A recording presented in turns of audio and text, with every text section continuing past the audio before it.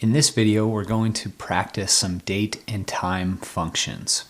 We'll start with the first function here called today. And what you'll do is you'll just type in equals today, open parenthesis, and you'll notice here it doesn't require any arguments. So we'll just close it with another parenthesis and it shows today's date. If we use the now function, it will show the date and the time. Now the time is not real time, it only updates whenever the cell recalculates. So if I were to go in here and press enter again, it would update to the most current time. Sometimes if another cell recalculates, it will also recalculate, but know that it's not going to tick through every minute and every second. Next we'll use the year function, and this one requires a serial number. Now a serial number is how Excel interprets dates. And so if I reference this date here, it automatically formats it as a date. But what if I go up and format it as a general? It's now a number. This is how Excel interprets dates. They are serial numbers.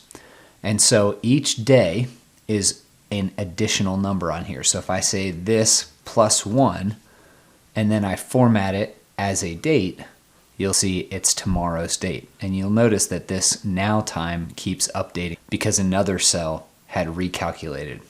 So now that we know how Excel references dates, we can use the year function. We'll reference this date as the serial number, and you'll see it returns 2021. Now this is just returning the number 2021. It's not returning a date with only the year showing. So for example, if I wanted to reference this date here, I could go to the cell's format menu by right-clicking and choosing format or pressing Control-1. And I could choose a custom format and just say, show me only the year.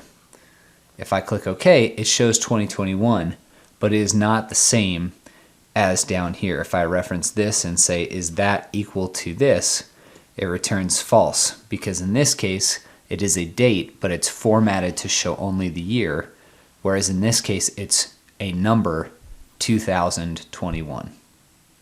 The same thing will be true here of the month formula. If we select that same serial number, it's the 8th month, and the day formula works the same as well. We give it a serial number, it gives us a number in return. Hour works the exact same way. Now in this case, if I reference this, you'll notice it returns hour 0. And the reason for that, if I press Control-1 here, and I expand it out to include the hour and the minute, and then I'll choose AM/PM here, it's going to show me that it's 12 a.m. It doesn't have a time associated with it, whereas the now formula has the current hour associated with it. So here, if we use the hour formula on this now reference, it gives us hour 20 of the day. Next is the date function, and this one works in reverse. You need to tell it a year as a number, a month as a number, and a day as a number. So here if we choose year 2021, the month and the day, and close parenthesis, it now turns the date back just like we started with. In addition to having a specific date, the eDate formula allows you to take a certain starting date and then add or subtract a certain number of months from it. So if we choose just 1 month here, you'll see that it's going to give us that serial number formatting again, and we can use the format painter to fix that, but you'll see it gives us September 6th. I could try to get the same thing by saying that plus 30, but each month has a different number of days. So if I said sometimes it's going to be 31, sometimes it's going to be 30, in some cases it could be 28 or 29. So a more accurate way to do that is with this eDate function. You can also use eDate with a certain start date and choose to go back a certain number of months by choosing a negative number to show it as a date. The EO month formula stands for end of month. And what it does is, given a certain start date, it adds a certain number of months. In this case, let's choose 0 months. And that will give us, if we use the format painter, the 30th, which is the end of the month that we gave it. Similarly here, you can change that 0. So instead of saying we want to use no months forward or backwards, we could go forward to the next month, just like that. And again, we always have to make sure that the formatting is correct. Excel thinks of dates as numbers, but we want to see them formatted as a date. One more example of date formatting here. If I press Control-1 on this, you'll notice here I can go to this date menu here, and it gives me a number of kind of pre-built options. I can also have a custom option here. Let's say that I wanted to show the year first and then the month, but I actually wanted it to be the month name. If I use 3 M's, it gives me just the 3-letter abbreviation, or if I use a 4th, it will write out the entire month. 1D here, it will show me a single digit if it's only single digits, or both if it's double digits like 30. Or if I type in 2 D's, then it will always show me either, like on the first it would be 0, 1. So there are a lot of ways that you can customize how these dates are displayed. But what's important to remember is the underlying value. In this case, it's a date, and so it's going to appear as a number like this. Whereas in this case, it's a number, and so I can't actually format it with any of these years. If I do that, it thinks it's back in 1905 because that's when the number 2000 would have been equivalent to a date. So we just have to be careful of that formatting. Next, we'll look at the weekday function. And this gives you the number of the day of the week of a certain date. So for example, if we choose today and we choose comma to get to the return type, which is actually an optional argument here, we can choose how it counts the days of the week. The default here, number 1, means that Sunday is the first day of the week through Saturday being the last day of the week. If we do it that way with the number 1 here, we close parenthesis, you'll notice that today is the 6th day because today is Friday. If we do that same formula, we'll choose the same date, and this time we choose a return type where the first day of the week is Thursday, then we see that today would be the second day of the week. So when we use this formula, we have to be careful which return type that we're referencing. One more example here, if we just choose that date and we don't enter a second argument, you'll see that it goes with essentially the default of the first return type option.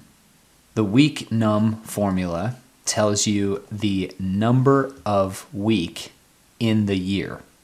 So again, we're asked for a serial number. We use today's date, and again, we have a return type option of what day does the week begin on. So if we let the week begin on Sunday and we close that, we are in the 32nd week of the year. The next function that we'll look at is the workday function. And here you'll notice there's actually 2 options, workday and workday.intl. I prefer to use the workday.intl formula because it's more expansive in the options that it presents to you. So that's the one that we're going to go over. If we start with that, what it asks you to do is pick a start date. So let's just say it's today. And then it wants to know how many days would you like to go into the future.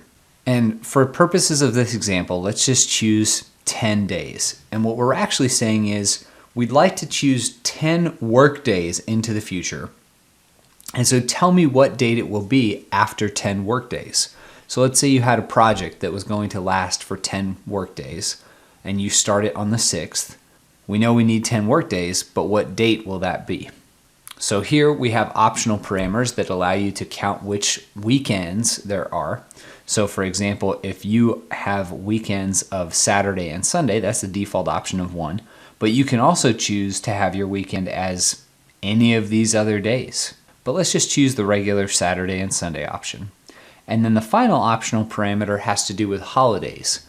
And this could be a list of holidays like Christmas or Easter or New Year's Day. But you have to have that list in a separate set of cells.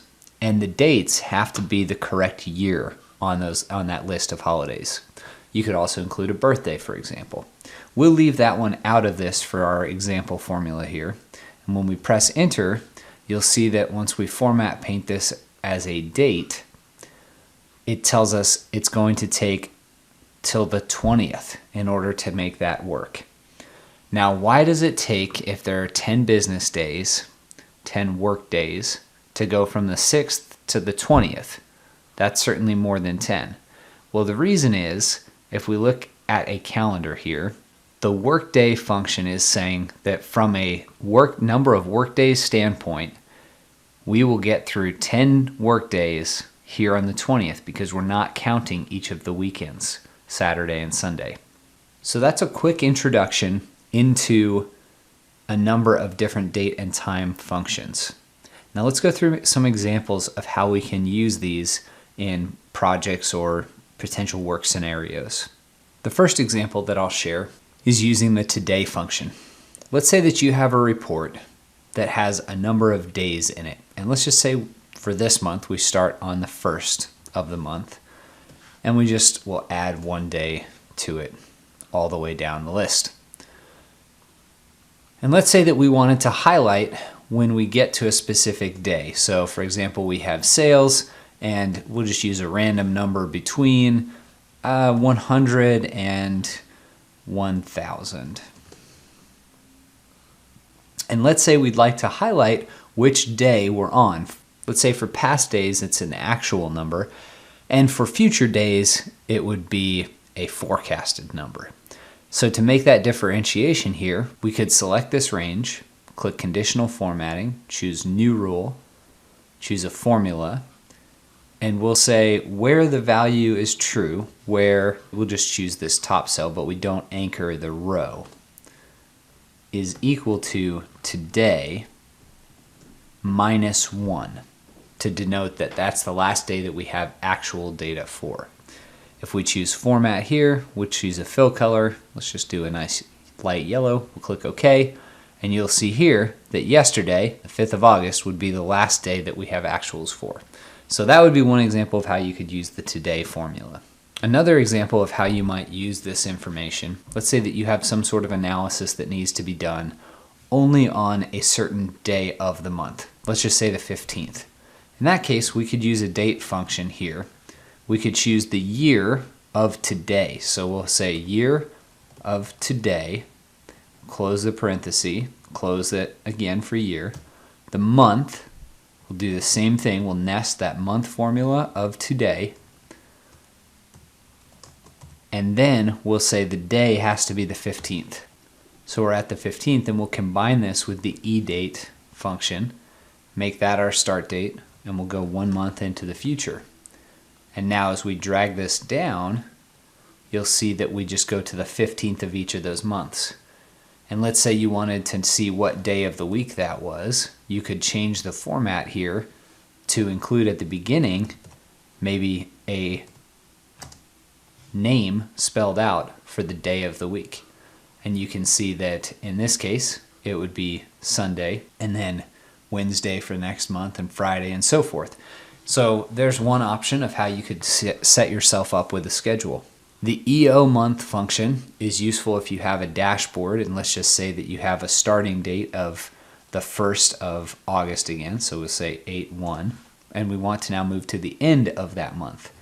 Well, instead of having to figure out how many days each month has, we'll just choose that and the end of the month. And now, if we format paint this, you'll be able to see the 1st to the 31st. And if we go here to the next month, where it's September, now it will go to the 30th. So these would be date ranges. You could reference these in a count if or a sum if formula if you needed to sum up a range of sales information or quantity sold or orders that you've received over a course of a set of given dates. One of the functions that you'll use a lot in this course in some of our projects is this workday.intl function. Often what you'll need to know is if you're doing a project management type of thing and you have a number of different projects that need to be completed, you'll need to be able to show when those projects will finish. So if you have one project that takes 10 days, another project that takes 20 days, when you use this formula, workday.intl, you can pick a start date of today. You can choose to reference the number of days. For the weekend, we'll leave it as the default, and we'll say for this that there are some holidays. In fact, we'll list 2 holidays right here, and we'll anchor those cells, close parenthesis, and hit enter. And let's put what those holidays are. In this case, let's say it's New Year's and Christmas. And here you can type in equals date, and the year is actually going to be the year in the future, so it would be year of today plus 1. The month would always be the first month, and it would always be the first day of the first month. Christmas will be the current year, so we'll choose date, and then we'll say the year of today. The month will always be December, and the date will always be the 25th. So now we've taken those holidays into account, meaning they will not be counted as work days. And so once we format this, we'll be able to see exactly how long it takes us to get from today to a project that's 10 days out, to a project that's 20 days out. What about a project that's 50 days out? What about a project that's 100 days out? What about a project that is maybe 200 days out? So here are some real life examples of how you can use these functions, these date and time functions in Excel. Again, please remember that Excel references dates as numbers, and so you have to make sure that your number formatting is up to date every time.